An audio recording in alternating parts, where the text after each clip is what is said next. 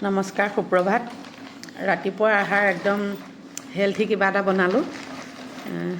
চাওকচোন সঁচাকৈ দেখিবলৈ খুব ধুনীয়া হৈছে ন কিন্তু খাবলৈ সিমানেই ধুনীয়া হৈছে আচলতে অতি সহজ বনাবলৈ ইমান দিগদাৰ নাই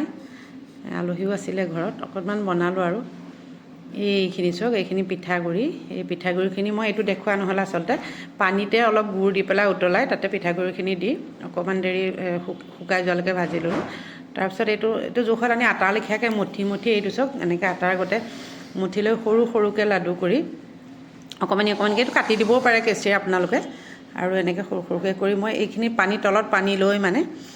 এইটো দি দিলোঁ তাতে এইখিনি দি ষ্টিম মানে কৰি লৈছোঁ আৰু এইফালে আনহাতে এখন কেৰাহীত অকণমান গাখীৰ দি দিলোঁ যি গাখীৰ লয় আপোনালোকৰ নিজৰ কথা